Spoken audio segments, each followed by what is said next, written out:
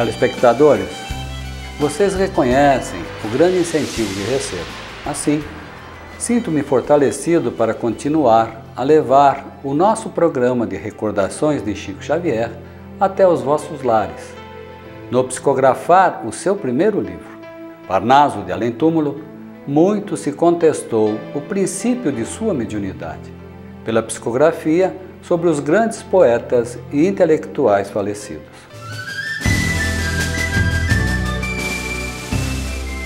Humberto de Campos, na época, um dos grandes escritores e integrante da Academia Brasileira de Letras, achou de se pronunciar a respeito.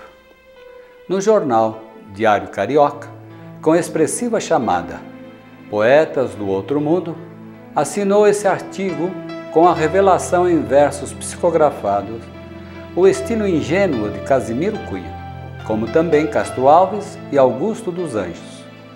Mas não deixou de citar: sente-se ao ler cada um dos autores que veio do outro mundo para cantar neste instante a inclinação do senhor Francisco Cândido Xavier para escrever à la manière de aqui traduzir o que aqueles altos espíritos soprarem aos seus ouvidos. Encerrou o artigo alertando: era preciso tomar cuidado com os poetas mortos, se eles voltam a nos fazer concorrência com seus versos perante o público e, sobretudo, perante os editores, dispensando-lhes o pagamento dos direitos autorais, que destino terão os vivos que lutam hoje com tantas e tão poderosas dificuldades. 2 anos depois, Humberto viria a falecer e tomar partido pelos espíritos. Na segunda edição do Parnaso, ele estava fazendo parte com um artigo e ressaltava que havia mudado de lado e não achava tão desleal a participação dos espíritos. Antes de sua retirada do plano físico, ele estivera com seu colega de academia, Augusto de Lima, para a sua opinião, e ouviu desse seu amigo que Chico estaria com fantasias mirabolantes. Humberto de Campos desconsiderou as palavras de Augusto de Lima. Em vista disso, convocou a atenção dos estudiosos a dizer o que entendiam em Chico de sobrenatural ou de mistificação. Sua convocação surtiu efeito, a ponto do poeta e escritor José Álvaro Santos comprar o livro, analisá-lo e, em seguida, rumar para Pedro Leopoldo para conhecer o médium. Encontrou-o trabalhando na venda do Sr. José Felizardo Sobrinho e, em seguida, se dirigiu para sua pobre casa repleta de irmãos. Ficou muito impressionado com a rotina do jovem rapaz.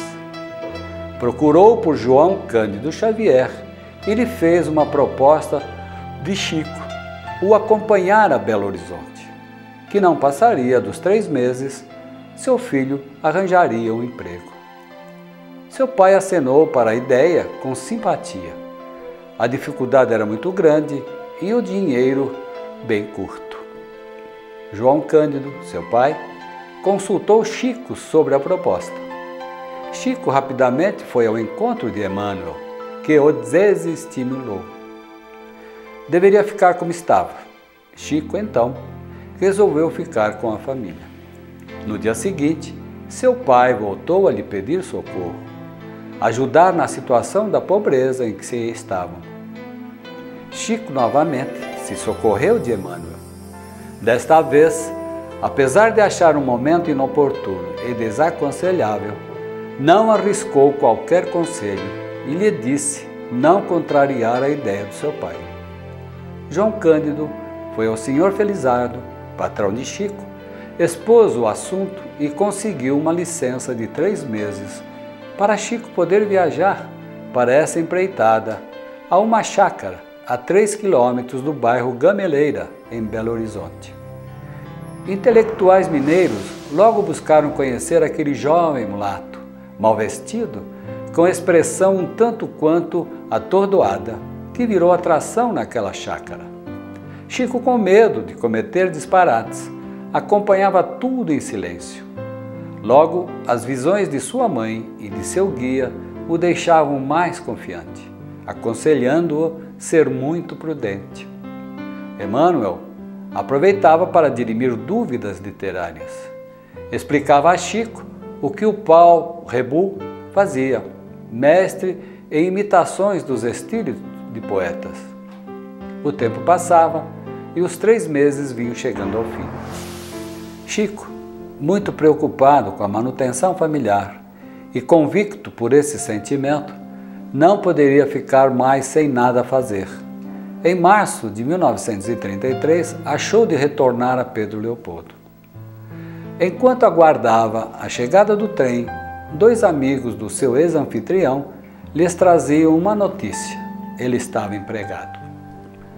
Quase chegou à euforia, pois teria os seus estudos pagos nos melhores colégios e ainda receberia dinheiro para ajudar em sua casa. Toda essa facilidade oferecida tinha um pagamento.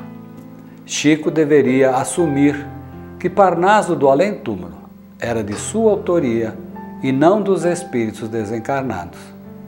Essa informação deveria se dar em sessão no auditório da Escola Normal e outra no Teatro Municipal.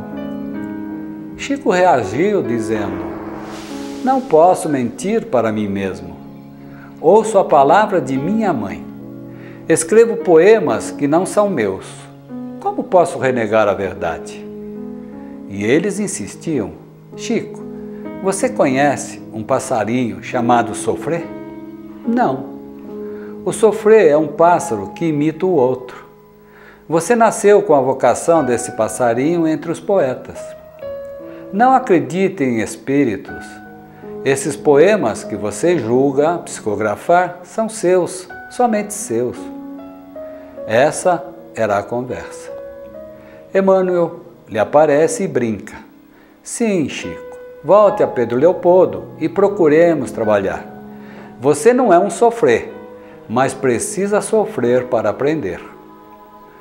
Quando Chico voltou para sua casa, encontrou seu pai inconformado, que logo foi revelando a ingratidão do filho. Chico também estava inconformado com as promessas não cumpridas e não deu importância aos reclamos do pai.